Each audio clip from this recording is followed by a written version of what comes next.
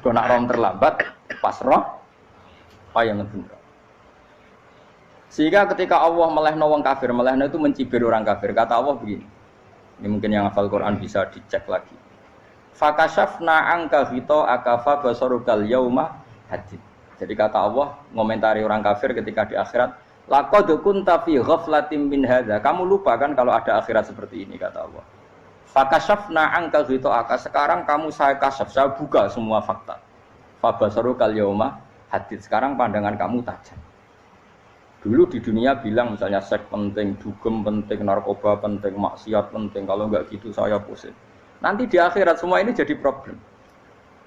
Artinya apa? Gara-gara di dunia melihat gemerlapnya dunia, dia menjadi tidak tahu pentingnya Allah, tidak tahu pentingnya akhirat. Maka dengan hidup malah menjadi tidak tahu. Maka untuk menjadi tidak tahu, itu sebabnya dua. Makanya polling 01 dan 02 sama benarnya tadi. Gara-gara tahu yang menjadi tidak tahu, gara-gara tidak tahu yang menjadi tidak tahu. Tadi misalnya kamu fokusin, misalnya Rukin jelalatan untuk cawe itu, fokus untuk cawe itu, gak Allah waktu ngarepe kejengkang, kesandung. Berarti gara-gara melihat menjadi tidak tahu. Ya kira-kira seperti itu. Gara-gara fokus delok dunya nganti ra roh hae Allah Subhanahu wa taala. Di sini Allah sering pesan fala taghurrannakumul hayatud dunya wala yaghurrannakum billahil ghurur. Kamu jangan tertipu dengan kehidupan dunia.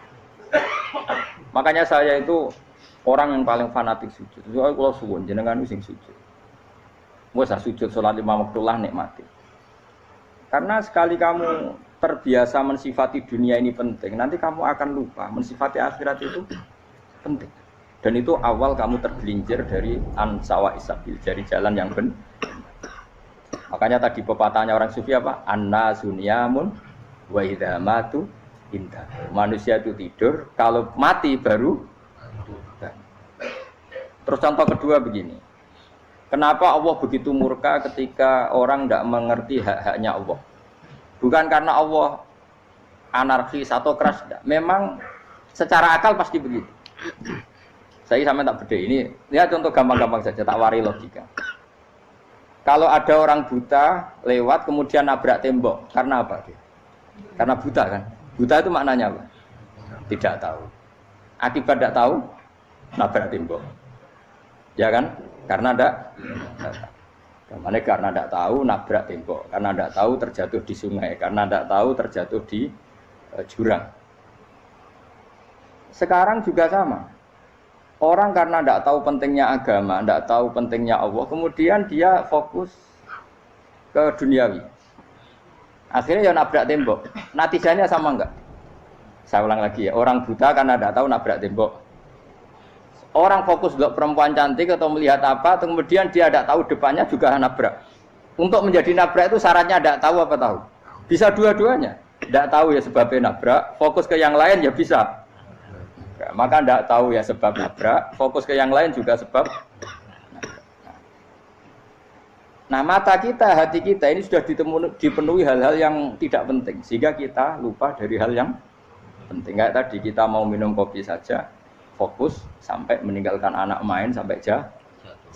Berarti minum kopi sebenarnya tidak satu kebodohan. Tapi ketika membiarkan anak kecil jatuh itu adalah kebodohan. Sebetulnya makan menikmati dunia itu tidak kebodohan. Tapi ketika Anda melupakan Allah itu menjadi satu apa? Kebodohan. Ini disebut kamu jangan terlena oleh kehidupan apa? Dunia.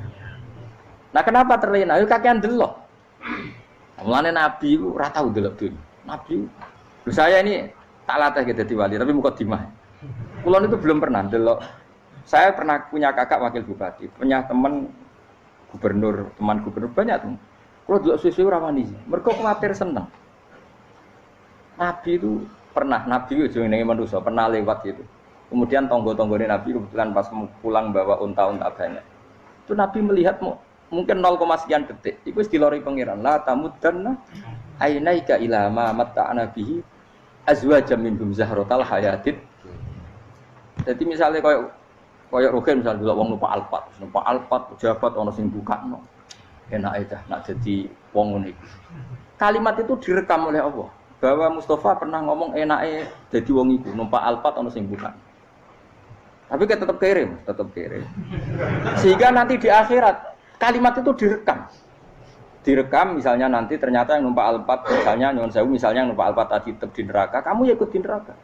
Karena dia menikmati Alphard lali akhirat, kowe yo ngangen-angen kepengen seperti itu. Maka poinnya sama. Kalau pun rokok bareng. Terus ada orang sujud di musola, melarat sujud. Kowe gak pernah enak itu wong iku. Padahal sujud itu yang menjadi orang masuk surga. Terus kowe ditakoki ning akhirat. Kowe tahu angen-angen dadi wong sujud mboten nate. Tapi kowe tahu angen-angen mewah nate. Yes, seneng ngono kira-kira gitu. Lha iku latara undal pas kowe roh ilmu yakin pas wae mlebu neraka. Lha iki mulane tak ajari dini kiat-kiat supaya kira mlebu. Makanya latih melihat dunia gue juga kesuwen. Misalnya di konco, di pejabat. Kalau nanti di keluarga pejabat, sampai sekarang pun saya sering punya teman. Buat nanti kalau melihat bahwa dia pejabat. Karena saya takut dosa. Saya melihat dia seorang mukmin yang sujud, yang sholat. Saya bodoh sekali kalau melihat dia pejabat. Karena itu tidak ada artinya di akhirat. Saya sampai sekarang yang saya melihat presiden orang yang mukmin, sehingga saya harus hormat. Saya melihat bupati orang yang mukmin, sehingga saya harus hormat. Melihat sampean ini wong sing mukmin, malah gue jalalan barang ini sudah mukmin plus. Jadi rasa tiga ekor tuh pinter gue jalalan. Jalalan gudel bisa gaya bisa. Gudel lu rano mana nih? Oh anu gak angger wong bisa maca kitab kok. Gundul. Jos lah. Jadi saya ulang lagi ya. Makanya saya itu nanti kalau sampean alim sudah kayak saya, itu pasti nggak kagum sama sahabat. Sahabat itu, apalagi Rasulullah ya tentu. Sahabat dulu aja yang gampang ditiru. Sayyidina Umar ketika ditusuk oleh siapa Abu Lu'lu siapa? Al-Majusi. Abu Lu'lu itu seorang Majusi. Dan Umar itu orang pendendam. Dia orang pendendam. Tapi tentu karena dia orang baik, ya pendendamnya hal-hal yang baik. Coba kalau kamu ditusuk orang itu dendam enggak? Kira-kira sebagai manusia kan dendam. Itu tanyanya begini sama yang ya taruh sekarang orang dekatnya. Yang bunuh saya tadi siapa? Oh itu Abu Lu'lu Al-Majusi, Hulamul Muhirah. Dia budaknya Muhirah. Majusi, iya ya Umar. Dia sudah mau mati. Itu ngetikan gini, sama siapa teksnya? Alhamdulillahilladzi lam yaj'al maniyati biyadi rajulin sajadalaka sajdah yuhajuni biya yaumal qiyamah. Ya Allah, terima kasih sekali ya Allah. Engkau mentakdirkan saya dibunuh oleh orang yang enggak pernah sujud. Kalau saja dia pernah sujud, maka dia berhak menuntut saya dengan sujudnya untuk masuk surga. Artinya gini, kalau dia ditusuk orang yang pernah sujud, misalnya Sayyidina Umar kok ditusuk oleh Ruhin, kemudian Umar masuk Ruhin masuk neraka, aku tetap pedih Gusti. Isowai sujudnya dia menjadikan enggak berhak masuk neraka. Artinya Umar saking hormatnya pada sujud itu dia enggak berani. Jadi kira-kira kok Umar sujud kowe iku kira-kira rawani maksudno anak kowe mlebu neraka. Piye-piye di kekuatan sujud yang mempotensikan tetap dia masuk surga. Makanya dia seneng, dendamnya kesampaian. Syukur lah nek sing mateni aku ora tau sujud. Dadi tak patut nang neraka langsung bludeng ngene kira-kira gitu. Saking hormatnya ambek sing jenenge sujud. Tapi kita sekarang enggak. Rawong ning musala sujud, ya jeneng wong nganggur.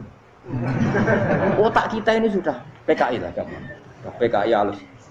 PKI yang tanpa kartu, paham?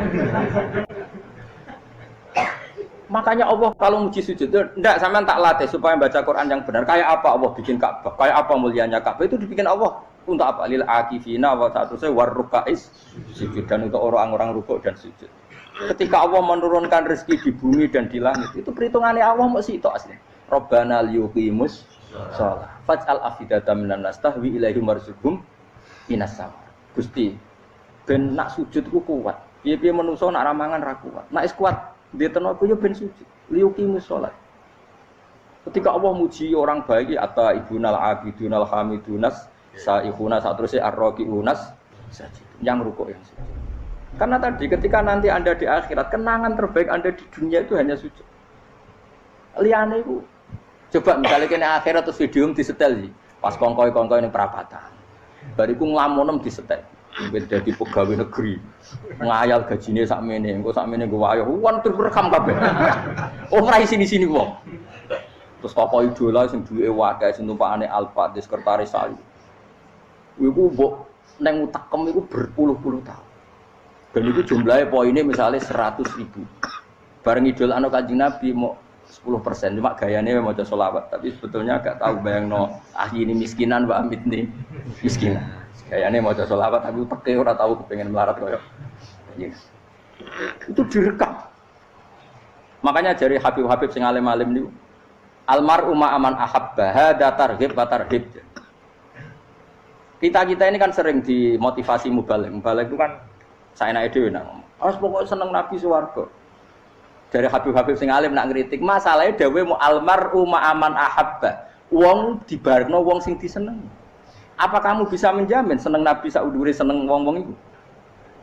Jangan-jangan kita lebih berkeinginan seperti orang tertentu yang kaya raya, yang terkenal, yang hebat.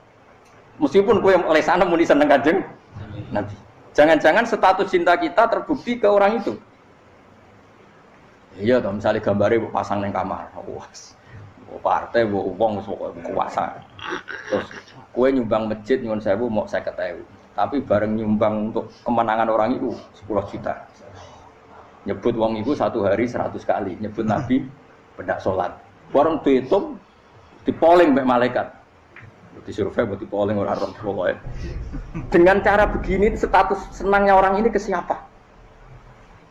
Ya, ono pengajian selawatan nyumbang 50.000. Nganggo pemenangan. Habis sudah diundang hayya ala sholah melakukan ngenteni komat. Tapi nak diundang acara kampanye teko ngarep sedurunge 2 jam. Dari sekian di polling, terus kadar cintamu ke siapa coba? Dari sekian indikator misal cara polling. Jangan-jangan diputuskan lebih seneng ke itu. Ya sudah almarhum aman. Apa? Makanya kata orang-orang alim almarhum apa? Orang itu terserah disenangi. Masalahnya kita ini tidak ada jaminan lebih seneng Nabi. Ya ora ono jaminan saya sampean misale. Hitung dhewe-dhewe ora usah meneng terus kok wedi dosa wis kadung dosa iku wis kadung. Makanya Sufyan Ats-Tsauri itu dadi wali ku mangsa mergo ibadah akeh mboten. Sufyan Ats-Tsauri gurunya Imam Syafi'i dadi wali ku sederhana. Sama tak ceritane orang-orang jadi wali dengan cara yang sederhana. Tapi kan niru copy paste ya, artinya ora apa ya KW lah. Kalau niru enggak apa-apa tapi KW kebaikan. Sufyan Ats-Tsauri itu ditanya, kenapa kamu sedekat itu sama Allah dan Anda keramat? Jadi resepnya mengenai itu. Saya itu belum pernah ke masjid nunggu adzan. Paling enggak setengah jam, 1 jam sebelum adzan itu saya sudah ada ke masjid. Ditanya, kenapa begitu? Ketoke kok kawula sing elek, moroe ngenteni diceluk. Terus ngerti nak waya yak mono kok Allah nyeluk. Misalnya saya punya cah dalem atau saya punya karyawan, tiap jam 8 itu buka toko. Nah, bayangno itu juga. Saya punya karyawan tiap jam 8 tugasnya buka. Selalu buka tokonya ngenteni tak panggil. Rohen, toko buka, siap.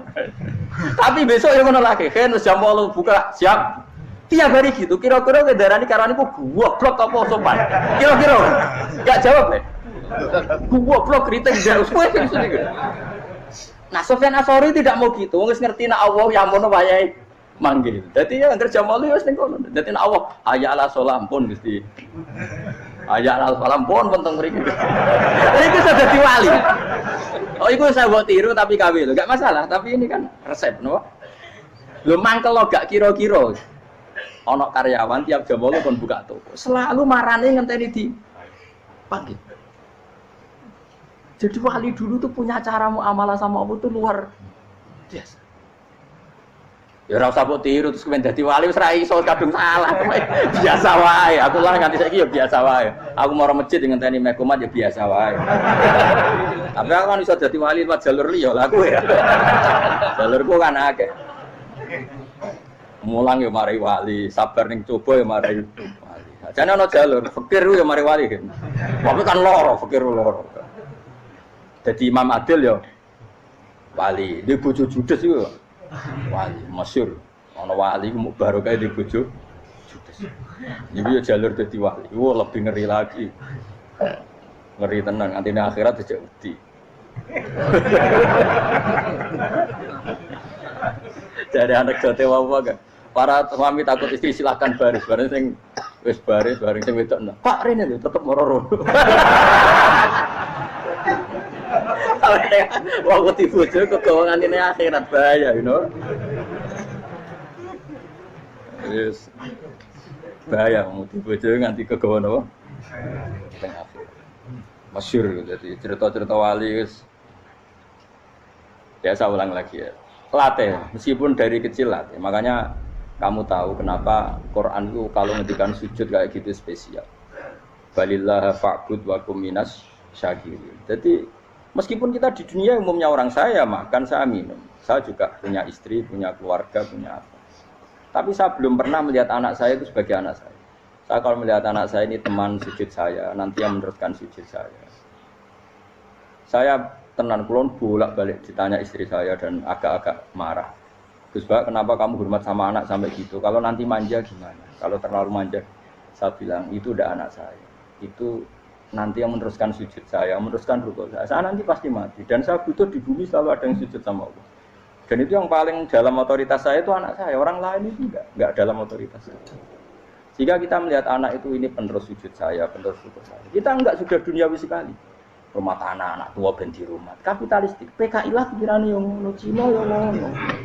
Wong fasek-fasek ning dalan yang ngono, kowe nggawa jalalan ngalor itu PKI cek ngono. Jadi dulu itu kalau para nabi donga fahab li milladunka waliya yarithuni wa yarithu min ahli Yakub, seorang turunan yang meneruskan tradisi sujud, tradisi. Sehingga ulama-ulama dulu kalau dongakno anake ya min ahli sujud, wa min ahli Al-Qur'an, wa min ahli sunnah napa? Enggak apa-apa kowe seneng donya gak apa-apa. Ora usah tak warai wis seneng dhisik. Paham? Dadi iki ora usah cara Gus Bak ra apa-apa. Ora usah tak arani ra apa-apa wis mbok lakoni. Makanya pulau suwun sangat. Sujud itu luar biasa. Nanti kamu di akhirat kenangan terbaik Anda di dunia adalah pernah apa? Sujud. Bayangkan kalau itu jadi orientasi Anda. Anda berpolitik, cek melok partai Gerindra, cek Golkar, cek PDI supaya jadi penyuara sujud tidak dilarang di Indonesia karena umat Islam mayoritas. Saking mayoritasnya sampai pejabat rasolat rawani.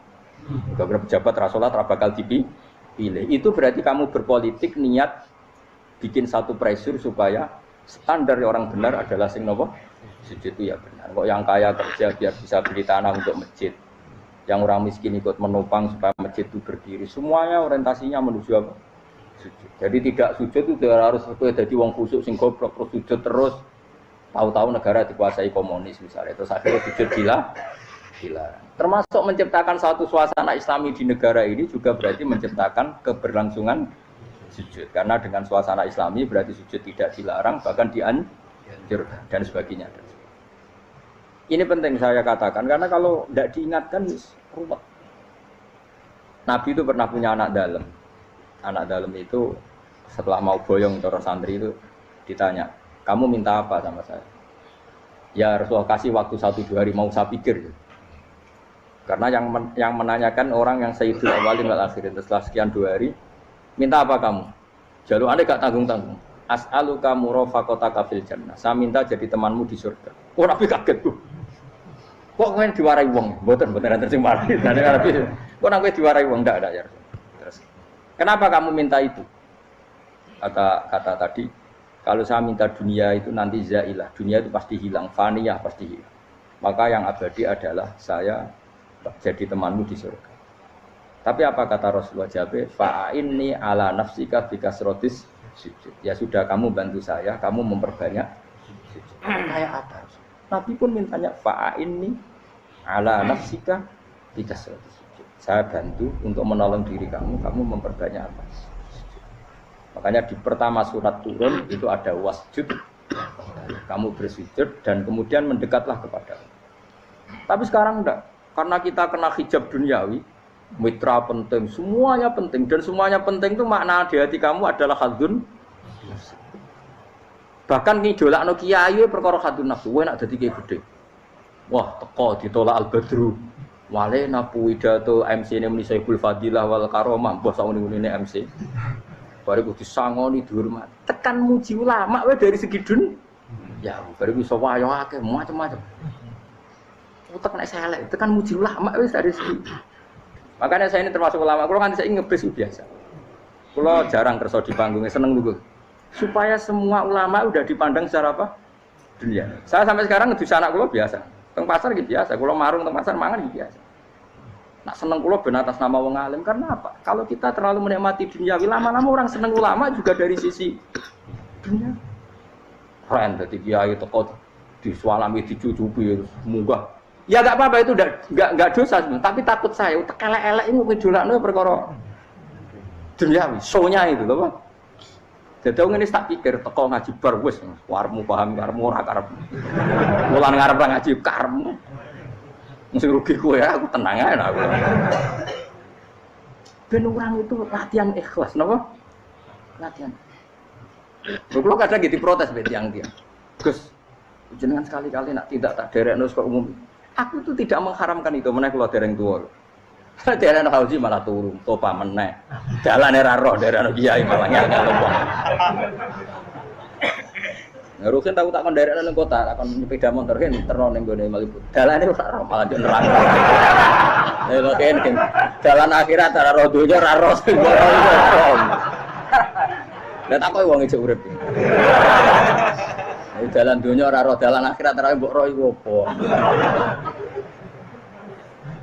Repot. Jadi kenapa saya ndak mau, bukannya menolak. Saya senang kalau kiai-kiai terhormat, senang sekali. Saya senang kalau ada ulama dihormati karena supaya jadi tradisi ulama itu terhormat. Tapi jangan semua ulama mau dihormati. Nanti lama-lama jadi siklus. Tekan mencintai kiai saja karena fasilitas. Gue senang jadi imam masjid akbar, masjid Istiqlal, imam besar. Senang mergo kenal presiden, datang dikawal. Senang jadi sudes, wah keren, sholat ngarepe Ka'bah, teko dikawal askar. Ya kalau senang karena itu kan berarti menjadi dunia. Itu sirinya kenapa Rasulullah ketika ba'da Fathi Mekah sudah menguasai Mekah, sudah naklukkan Mekah Madinah. Nabi itu satu hari terbiasa. Mau sarapan saja kadang nggak ada yang dimakan. Tanya ya Aisyah apa saya bisa sarapan? Enggak ya Rasulullah. Ya sudah saya tak puasa. Supaya tetap terkontrol bahwa umatnya mencintai beliau bukan karena kebesaran. Itu Rasul. Itu setelah periode Mekah loh. Jangan kira itu periode Medina. Apa? Itu periode apa? Medina loh. Periode yang setelah Nabi punya segala. Tapi Nabi tetap seperti itu. Kenangannya Aisyah sebagai istrinya apa coba? Dia cantik. Cantik sekali. Aku tahu jajal turu ngarepin Nabi terlentang. Ya Nabi tetap sholat. Nah beliau sujud sikilku tak ingkretno. Nah beliau ngadeg tak lonjoro meneh. Jadi Aisyah wa ana muqtaridotun bene adi turu terlentang. Jadi cara ya sudah terlentang. Mun Nabi nak sholat suwi dia tetap sholat. Oke itu bojo ayu ora ngerasa sholat. Bojo elek ora sholat meneh. Bojo elek amen junub meneh apa. Kowe ora kena go contoh kasus wis wong kasus. Kowe di bojo ayu prawan turu karepku sida salat ora bos misale lho. Pomene wong jegoten wae tambah over. Mustofa lho kula ora ngenyek jegoten liyane ora parek sibuk. Mergo nak ngenyek wong akeh dosa, nak ngenyek wong sitok ora. Misale dosa tak hitung mau ke sore. Aku ngenyek dosa sitok, mulang ganjarane 10. Cek susuk piro? Cek surplus orang dagang cek. Cek badi. Iku kan adene ra ikhlas. Ra ikhlas aku yo ra ikhlas ilmuku, malah lara. Malah ngerokok ping 13 sebenarnya. Makanya ini dipikir ya, saya ulang lagi, harus dipikir secara matang-matang bahwa kita tidak boleh terlena oleh kehidupan dunia.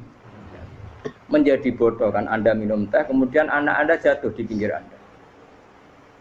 Paham? Nah sekarang menyangkut mukjizat. Ini masih tentang ayat ini, nanti sampean tahu logikanya.